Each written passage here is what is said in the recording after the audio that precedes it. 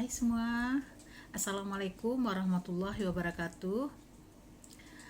Eh, Tibalah saatnya kita memahami untuk kelas tari dan pariwisata ya. Karena tari itu erat hubungannya dengan pariwisata, dan pariwisata itu sebenarnya juga membutuhkan tari gitu kan dalam memajukan program-programnya. Oleh karena itu kita perlu mengetahui sebenarnya apa itu pariwisata gitu kan. Pariwisata, kenapa pariwisata menjadi satu bagian yang penting di Indonesia. Jadi kalau kita kaitkan dengan perekonomian, memang pariwisata ini konsepnya adalah rekayasa budaya untuk meningkatkan perekonomian rakyat. Rekayasa yang dimaksudkan itu bagaimana sebuah destinasi itu, destinasi daerah tujuan wisata itu, bagaimana itu dia menjadi sesuatu yang indah, eksotik gitu kan. Eksotik artinya ketika orang datang berkunjung ke sebuah daerah wisata, orang ingin melihat suatu keindahan-keindahan yang ada kenyamanan, ada keamanan, kemudian ada keindahan untuk menenangkan hati seseorang. Karena apa? Karena daerah wisata itu adalah destinasi pariwisata itu, daerah kunjungan pariwisata itu adalah tempat yang dikunjungi oleh masyarakat untuk sebenarnya dia untuk menyenangkan pikiran, kemudian refreshing, bagaimana dia menyegarkan pikirannya, pandangan matanya gitu. Oleh karena itu pariwisata itu memang perlu direkayasa. Artinya tempat-tempat itu perlu diciptakan suasana-suasana yang menarik bagi wisatawan itu sendiri. Kalau daerah Bali, Jawa itu kita sudah tidak asing lagi ya, tempat-tempat itu semuanya sudah direkayasa. Direkayasa itu ke tempat pariwisata itu sebenarnya kunjungan wisata itu, bagaimana orang dapat melihat semuanya itu what to see, artinya apa yang dilihatnya, what to do, what to see, or what to work, pekerjaan-pekerjaan yang semuanya itu menyimpan sesuatu memori eksotik gitu, keindahan-keindahan gitu. Jadi kalau misalnya orang tuh melihat tari, kadang-kadang wisatawan lebih sukanya itu ada workshop gitu, ada dia melihat tari itu tidak hanya sebagai penonton, tapi juga dia ikut serta berpartisipasi di dalam pertunjukan itu kan, pada umumnya seperti itu. Ada wisata budaya namanya. Kemudian pariwisata itu sebenarnya menyangkut sesuatu yang berhubungan dengan urusan kebutuhan seseorang yang melakukan perjalanan kan gitu. Perjalanan yang dilakukan itu didorong untuk tujuan berlibur, rekreasi gitu, mengunjungi keluarga, kenalan, memulihkan kesehatan gitu. Jadi tempat-tempat itu, jadi seseorang yang berkunjung ke daerah suatu tempat itu malah sebenarnya kalau ada misalnya conference itu termasuk saya pergi conference kemana misalnya, itu termasuk orang yang terlibat dalam kepariwisataan. Jadi orang tuh berkunjung minimal 24 jam, nah itu ya itu wisatawan gitu. Artinya kalau kita pergi ke suatu tempat itu untuk melihat pemandangan, misalnya menikmatinya gitu kan, alamnya, nah itu sudah sebenarnya terkategori kepada wisatawan gitu kan. Jadi ciri penting dari perjalanan seseorang itu bukan untuk urusan pekerjaan sehari-hari. Kalau misalnya ada orang dia pergi ke tempat wisatawan tuh, dia berjualan misalnya gitu, walaupun dengan mobil, dengan truk misalnya, dia menjual makanan, kuliner, nah itu bukan wisatawan. Dia bukan pekerjaan sehari-hari. Seseorang yang berdomisili misalnya di Bogor, lalu dia pergi ke ke Jakarta, nah itu dia pekerja. Orang yang dari Bukit Tinggi mengajar ke Padang, nah itu kan dia bukan tergolong kepada wisatawan gitu. Perjalanan untuk mencari nafkah, tetap mendapat gaji di tempat yang dikunjunginya, termasuk dalam tidak termasuk di dalam perjalanan pariwisata. Kemudian kebutuhan seseorang melakukan perjalanan itu bermacam-macam. Jadi seperti fasilitas angkutan, sarana akomodasi, kemudian makan, minum, kebutuhan lainnya. Dalam dunia yang semakin modern, tuntutan kebutuhan orang-orang yang melakukan perjalanan itu semakin tinggi. Jadi oleh karena itu orang cenderung mengatakan pariwisata itu suatu penciptaan daerah pariwisata itu adalah suatu siasat untuk merekayasa peningkatan ekonomi masyarakat gitu kan. Jadi ekonomi masyarakat itu kan dalam segala bidang. Ada kulinernya, ada penginapannya, ada tour guide-nya, ada transportasinya, seperti kita lihat misalnya kalau Anda pergi berkunjung ke Mandeh misalnya, itu kan yang kita lihat banyaknya speedboat ya, kapal-kapal kecil yang membawa wisatawan ke pulau-pulau. Nah itu kan memberikan income terhadap masyarakat setempat yang mempunyai angkutan atau transportasi itu. Jadi selain itu juga termasuk bidang kita seni budaya gitu kan, bagaimana seseorang itu bisa melihat pertunjukan. Artinya kesenian-kesenian itu ya makanya direkayasa. Tidak bisa kalau misalnya kesenian-kesenian tradisional itu dahulunya kan untuk dia tampil malam terus sampai pagi begitu untuk menghibur mereka saja. Misalnya bagi nelayan kalau musim terang bulan ya, terang bulan itu ikan bersebar di laut, jadi tidak menumpuk di suatu tempat gitu kan. Jadi sehingga susah untuk kenapa ikan waktu terang bulan tidak ada gitu kan, dia menyebar karena terang, dia menyebar kemana-mana, jadi susah untuk ditangkap gitu kan. Sementara kalau di waktu gelap gitu kan, tidak terang bulan, dia akan berkelompok-kelompok ikannya. Jadi itu makanya orang pasir atau orang pantai itu bilang bulan tarang kini Bu agak susah hidup karena dia tidak pergi ke laut ikan tidak ada. Jadi seperti itu. Tapi sekarang ini karena pengaruh cuaca atau sebagainya susah juga nelayan-nelayan. Saya beberapa kali menginap di tepi pantai kemarin itu, ada rumah kepunaan yang di tepi pantai rumahnya. Kalau terang bulan itu terang bulan tuh tidak menjadi ini, bukan terang bulan aja ikan tuh tidak ada. Sekarang pun karena cuaca katanya nggak ada, terus karena cuaca panas atau pengaruh-pengaruh sering gempa segala macam, ikan susah juga untuk ditangkap. Itu kehidupan nelayan. Jadi sebenarnya kalau kita lihat untuk kuliner tuh segala khas yang dari daerah itu sebenarnya bisa tinggal digali saja atau digarap saja bagaimana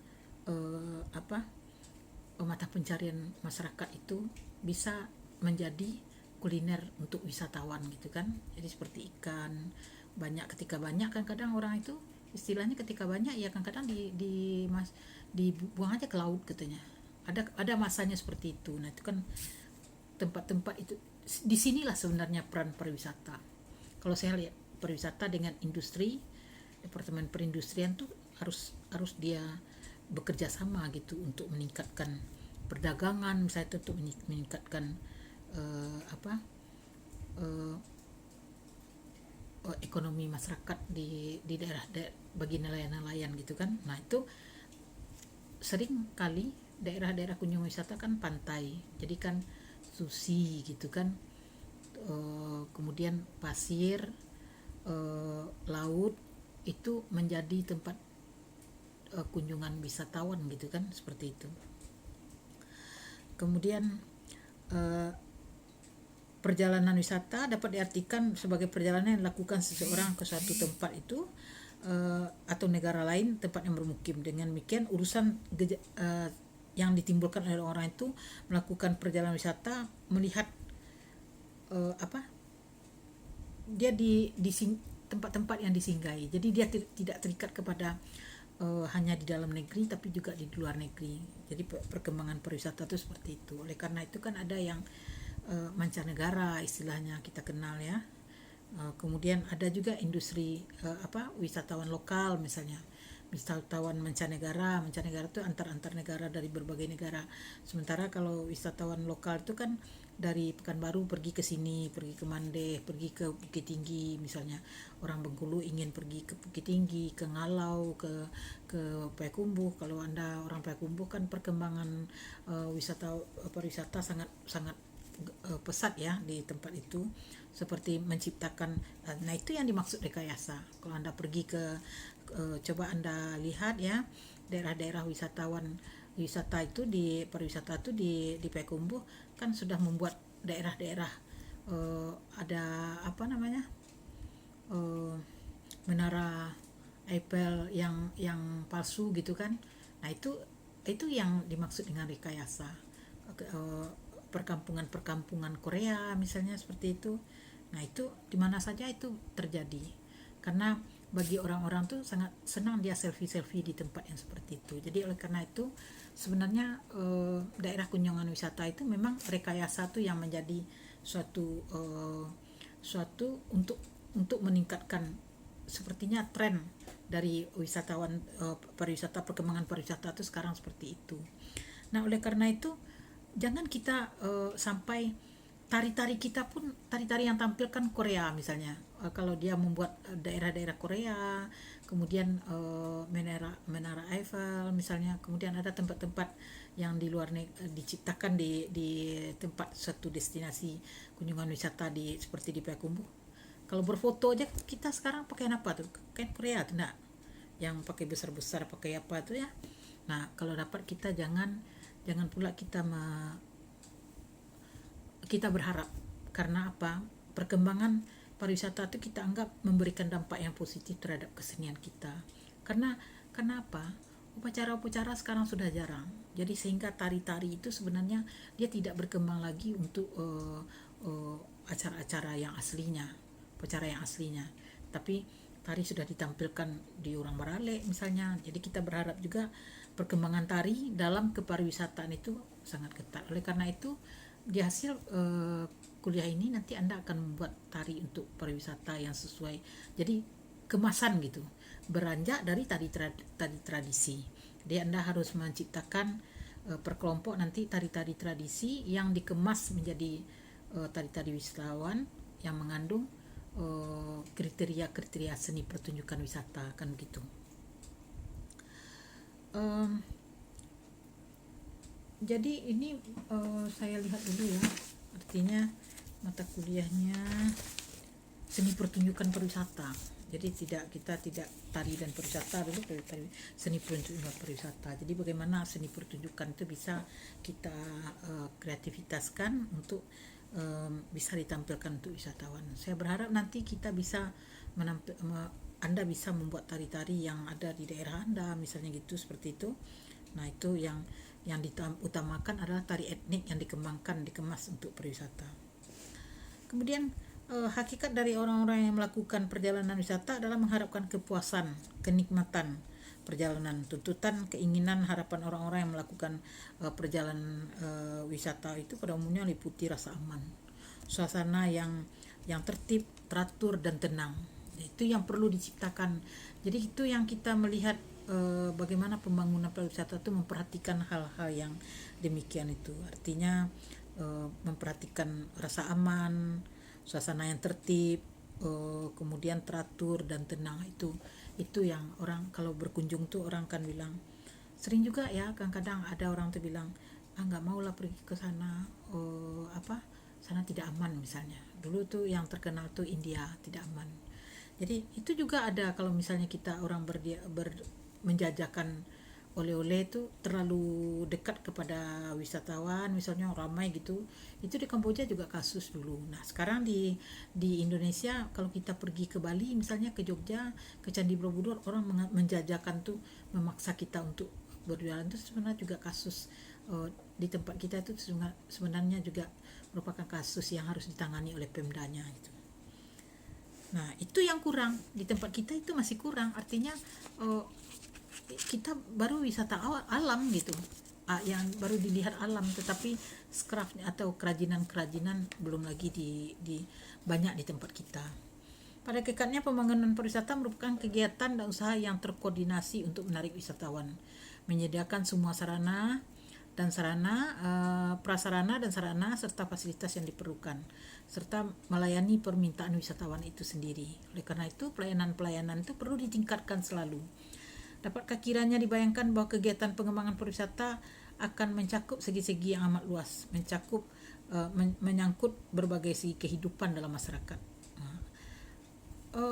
Kita berharap bahwa kedatangan pariwisata itu dulu kan sering nggak maulah daerah kita dijadikan tempat wisatawan, nanti cenderung mengatakan nanti bule-bule pada mandi telanjang seperti di Bali. Jadi makanya di tempat kita tuh dari dulu tuh susah untuk memunculkan bagaimana kedatangan pariwisata tuh, pengembangan pariwisata tuh sangat susah. Tapi sekarang alhamdulillah memang semua tergantung pemerintah juga ya. Ternyata setelah Mandeh dibangun, kemudian pantai-pantai yang banyak dibangun seperti pantai di Kota Padang atau di mana, malah dibangun masjid oleh, kalau di Kota Padang tuh di Painan juga ada masjid di dekat wisatawan tuh. Mudah-mudahan tempat wisatawan kita tuh wisatawan pariwisata yang religi gitu, yang memang kalau Minangkabau seperti itu harusnya memang kita menciptakan kepariwisataan yang religius gitu.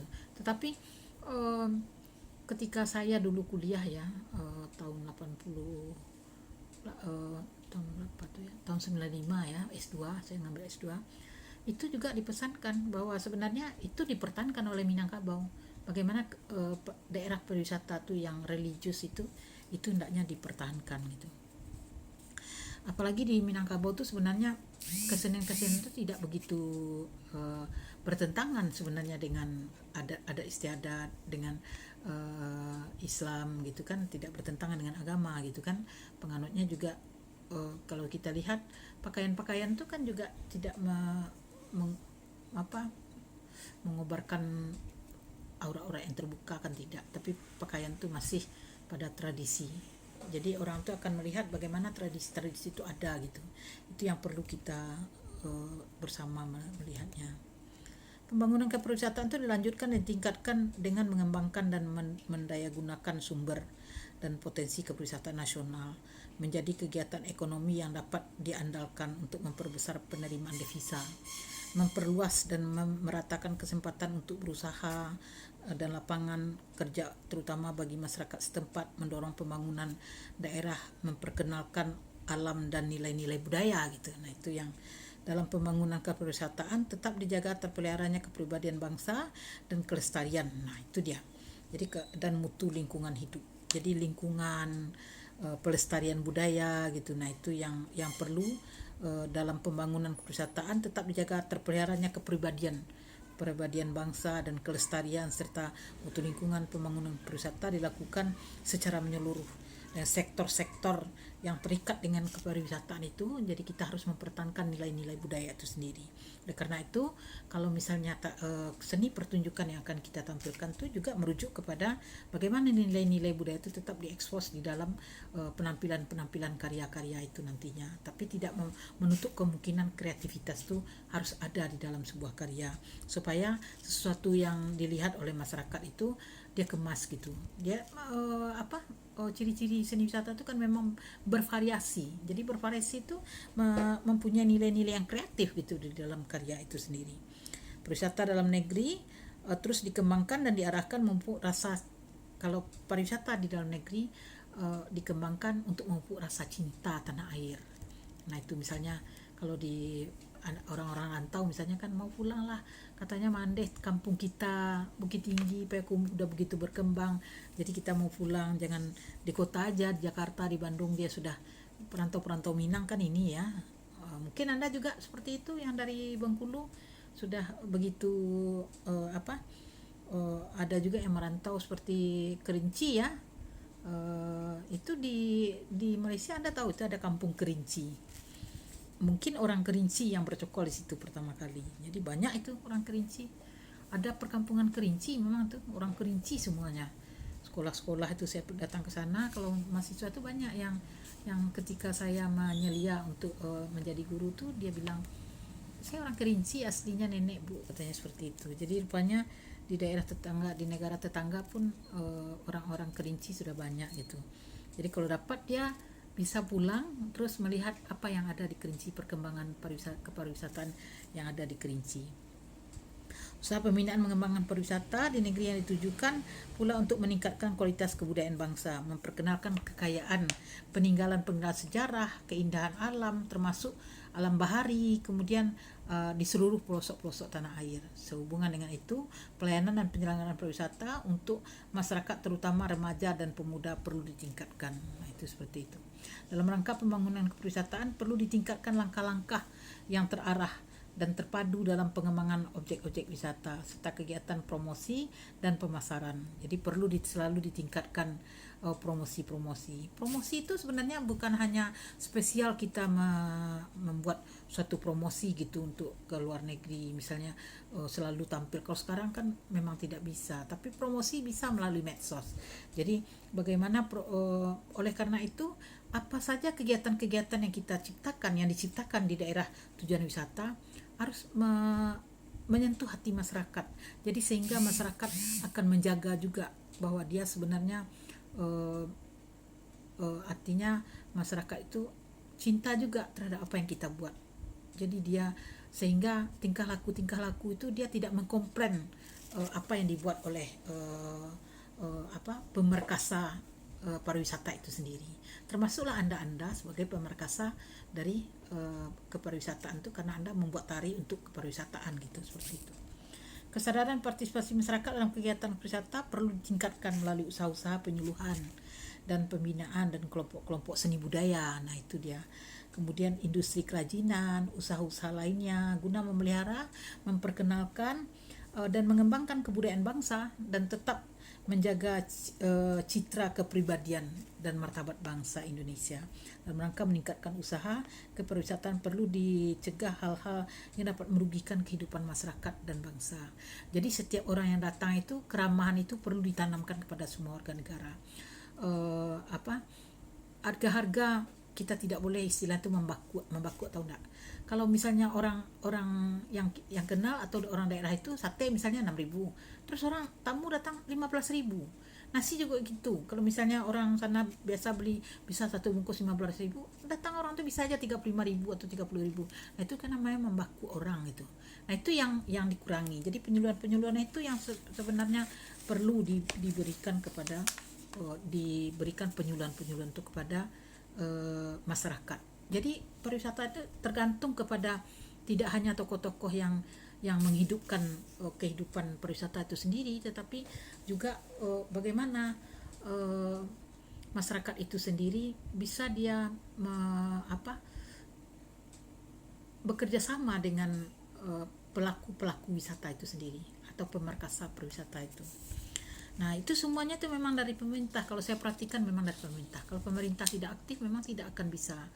Karena semuanya itu terpegang oleh pemerintah. Jadi keamanan misalnya ada polisinya, ada tentranya gitu kan, seperti itu. Saya lihat seperti itu. Sekarang wali negari ada. Jadi konfirmasi dari atas sampai ke bawah itu memang perlu bekerja sama gitu untuk meningkatkan kepariwisataan. Jadi pariwisata itu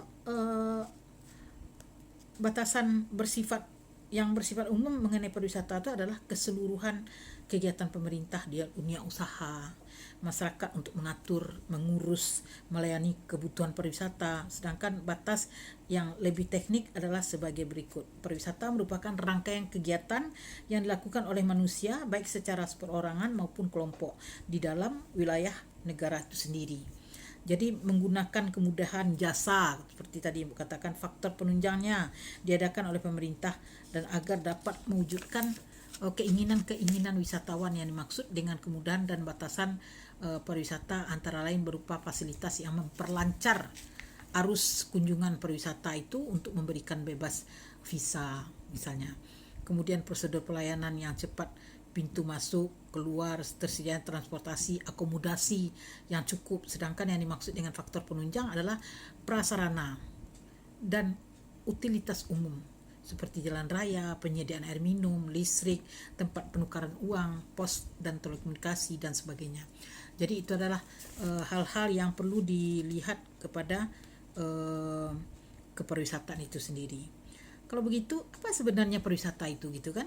Nah, itu tadi itu pertanyaan-pertanyaan yang apa pula yang dimaksud dengan wisatawan. Jadi itu yang tadi yang saya maksudkan, kepariwisataan itu keseluruhan kegiatan pemerintah dalam usaha dan masyarakat untuk mengatur, mengurus, melayani. Nah, itu dia pariwisata itu, melayani.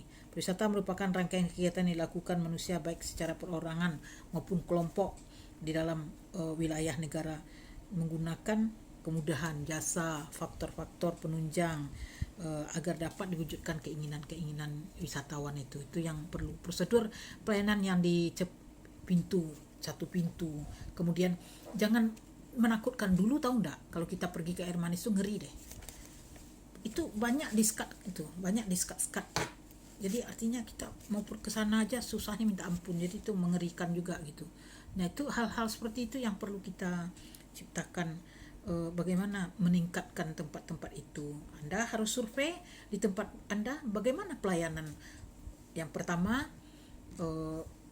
bagaimana di tempat Anda itu sarana prasarananya, jalannya apakah sudah lancar, kemudian daerah tunjungan wisata itu apakah sudah dikemas, sediakan Anda fotonya, Anda foto itu, kemudian silakan Anda buat laporan-laporannya, begitu ya. Wisatawan adalah setiap orang yang melakukan perjalanan. Wisatawan, siapa itu wisatawan? Ada orang yang melakukan perjalanan dan persinggahan sementara di luar tempat tinggalnya dan keperluan apa-apa kecuali mencari nafkah, tetap gaji.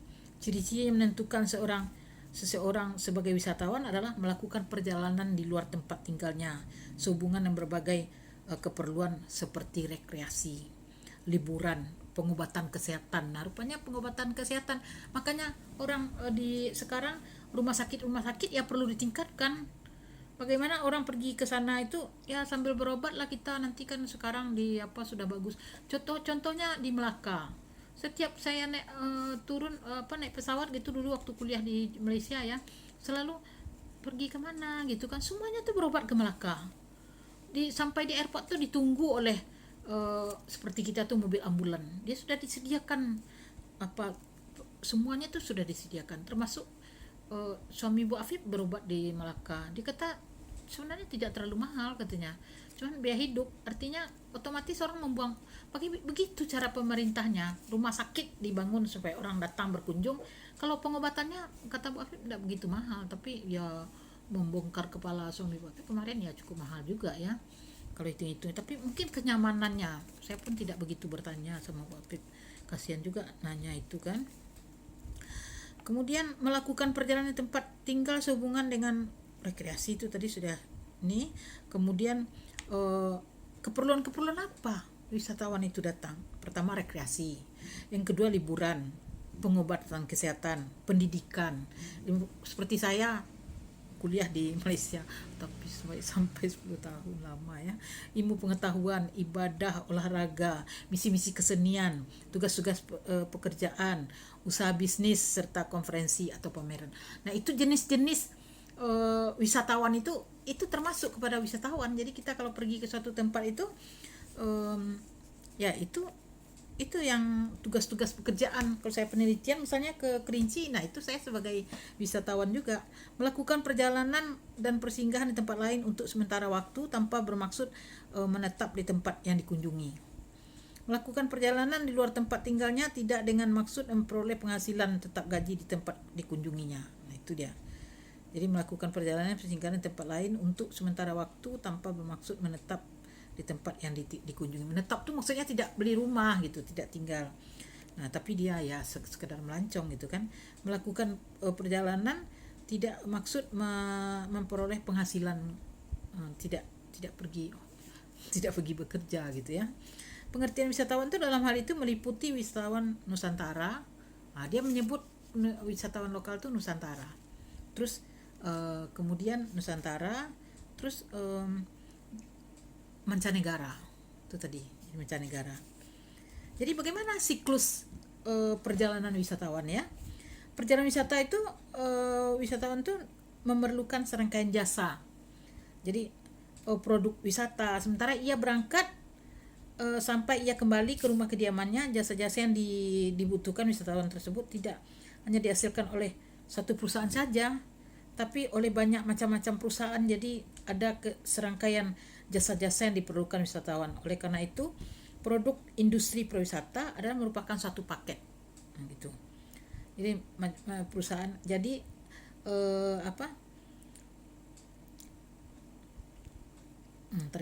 perjalanan wisata baik wisatawan mancanegara maupun wisatawan Nusantara memerlukan serangkaian jasa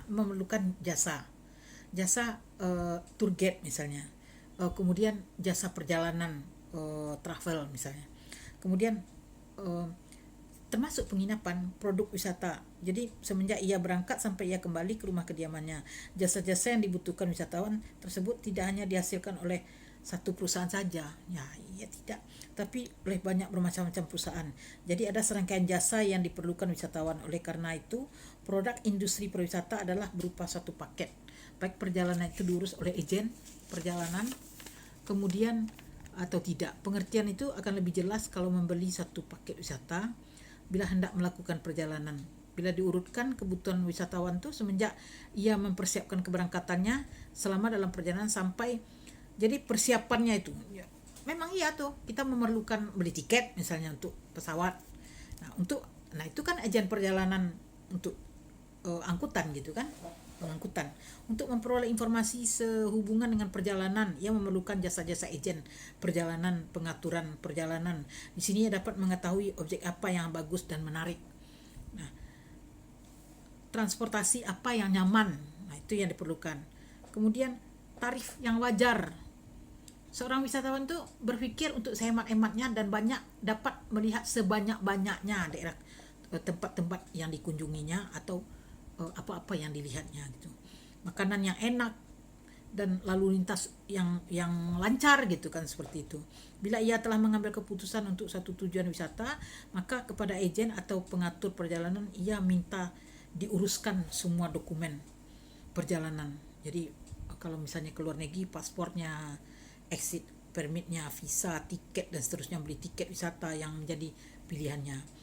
Menuju stasiun, pelabuhan, airport. Nah itu untuk transfer ke pelabuhan yang memerlukan jasa-jasa angkutan lokal misalnya, taksi, bus wisata yang diusahakan sendiri gitu kan, ataupun pengatur perjalanan yang membeli paket wisata dari pelabuhan ke tempat tujuan. Nah itu tempat-tempat itu yang dikejar. Jadi tempat sebenarnya kita itu belum begitu terurus seperti jeti-jeti itu. Kalau misalnya beli tiket misalnya, itu tempat-tempat tuh belum, saya melihatnya belum begitu terurus gitu. Di kelemahan-kelemahan kita tuh masih ada, tapi kita alhamdulillah sekarang sudah berkembang. Karena saya bandingkan ketika saya kuliah dulu, sudah mulai dosen saya Profesor Sudarsono menyebut wisata tuh di sini masih tabu. Orang kalau wisata, nanti mau jadi apa, masih berpikir nanti kalau dibangun tempat wisata nanti orang paling asoy-asoy gitu, apa semuanya tuh seperti negatif pandangannya, dipikirnya tentang seks atau bagaimana. Sebenarnya kita bisa tidak menciptakan tempat. Kalau memang 5S ya, wisata tuh 5S itu apa ya, pelayanan, service, kemudian sun tuh matahari ya, laut, kemudian apa lagi ya, pokoknya 5 deh, nanti saya carikan, nanti di bahan penancer akan saya inikan. Service, sex masuk itu. Jadi sunset, service, sex. Nah itu dari Thailand kan itu. Jadi itu laut ya, sun tuh pasir, set tuh matahari, service pelayanan, kemudian pelayanan akomodasi, hotel, angkutan semua itu, kemudian seks termasuk 5 kalau di Thailand atau di tempat-tempat wisatawan, mungkin di Hawaii atau di mana itu 5 konsep, 5 daerah apa ya yang daerah kunjungan wisata itu memenuhi persyaratan itu, katanya seperti itu. Tapi di Minangkabau kita tidak perlu sebenarnya, karena alamnya kita sangat indah, kemudian keramahan orangnya, kemudian ditukarlah dengan jajanan-jajanan itu kan, seperti itu, jajanan craft gitu kan, seperti itu. Jadi songket, tas ya yang bisa dibawa, yang mudah, yang kecil gitu, yang mudah dibawa gitu kan. Kemudian dari pelabuhan ada kapal lautnya, ada ya seperti speedboat. Sampai di tempat tujuan, setelah tiba di pelabuhan stasiun di tempat tujuan, ia akan memerlukan lagi taksi, bus, perlu lagi angkutan gitu kan, seperti itu. Sampai di hotel, setelah beristirahat, mandi, menikmati minuman, selamat datang. Ia pun ingin makan, minum, itu memerlukan jasa-jasa boga. Nah, catering ya, seperti restoran, bar, coffee shop gitu kan, dan rumah makan. Nah, hari berikutnya ia akan melakukan perjalanan keliling kota, disebutnya sightseeing tour, untuk menyaksikan objek dan atraksi pariwisata dan melakukan ekskursi keluar kota. Untuk itu ia memerlukan jasa agen perjalanan yang mengatur perjalanan itu. Di kawasan objek wisatanya bagaimana? Oleh-oleh yang akan dibawa pulang, biasanya di kawasan objek wisata yang dikunjungi ia akan membeli barang-barang kerajinan khas daerah itu sendiri, dan untuk memerlukan jasa-jasa toko cenderamata, pusat-pusat kerajinan yang menjadi kunjungan, kemudian pusat-pusat perbelanjaan, tempat dia dapat memesan, memilih, membeli barang-barang yang diinginkannya, yang disenangi oleh wisatawan itu sendiri. Seterusnya tergantung berapa lama banyaknya daerah tujuan yang dikunjungi oleh ada atraksinya juga. Kemudian oleh karena itu perjalanan wisata itu masuk dalam industri pariwisata itu ada beberapa poin. Agen, jadi dia agen dan atau biro perjalanan, kemudian angkutan wisata gitu kan, seperti tadi yang sudah saya sampaikan, hotel, jenis akomodasi lainnya, jasa boga, catering, semua pengatur perjalanan, kawasan wisata, objek atraksi. Jadi kita termasuk atraksi wisata serta taman rekreasi dan hiburannya, toko cenderamata, dan pusat kerajinan tangan misalnya. Seperti itu. Apa yang wisatawan itu perlukan, ya itu yang sebenarnya poin-poin itu. Ada berapa tadi itu? Ada 1, 2, 3, 4, 5, 6, 7 itu. Jadi itu ya. Semuanya merupakan perusahaan-perusahaan yang satu menyatu dia ya, sedemikian rupa sehingga merupakan industri tersendiri, hasilnya produknya yang dapat dibeli oleh wisatawan itu dalam bentuk package. Jadi perusahaan-perusahaan, makanya kalau kita pakai agen perjalanan kan dia sudah tunjuk toko-toko di mana akan belanja gitu, sudah tahu gitu. Manfaat dan peranan pembangunan pariwisata, bidang ideologi itu kan, manfaat peranannya ideologi peranan wisata, kemudian bidang politik, nyangkut juga bidang politik gitu kan. Kemudian bidang ekonomi, nah itu tiga yang ini ya, ekonomi, sektor pariwisata mempunyai peranan ya, untuk mempersatukan bangsa antar bangsa gitu kan, bidang politik. Kemudian bagaimana di 27 provinsi di Indonesia, berapa provinsi sekarang ya, sehingga semakin memperkokoh budaya nasional, menampilkan jati diri bangsa di dalam setiap kunjungan wisata. Kalau kita pergi ke Batak Toba, ke Toba ya, ke Danau Toba, nah kita akan merasakan di situ, aduh ternyata begitu kayanya gitu. Jadi dia ulos-ulos cantik-cantik, sampai saya tuh berapa membeli, setiap pergi saya membeli itu. Jadi ada lagi segale-galenya gitu kan, ada rumah-rumah gitu. Sama juga dengan kalau kita orang pergi ke sini, orang akan melihat tari piring gitu kan, menjadi menjadi ikon dari pertunjukan destinasi daerah kunjungan wisata itu. Dan ekonomi seperti yang saya katakan tadi akan membuka pekerjaan juga untuk daerah-daerah itu, mengatasi pengangguran juga. Kalau misalnya dengan baik kita bina atau kita ciptakan daerah pariwisata, itu akan menghasilkan yang betul-betul bagi masyarakat setempat itu. Meningkatkan kesempatan kerja, usaha misalnya kan, akomodasi, restoran, bar, angkutan wisata, taman rekreasi, perusahaan perjalanan, pramu wisata tuh tau? tour guide-nya itu, orang-orang yang bekerja untuk melayani itu. Kemudian usaha cenderamata, informasi pariwisata, pemerintah gitu kan.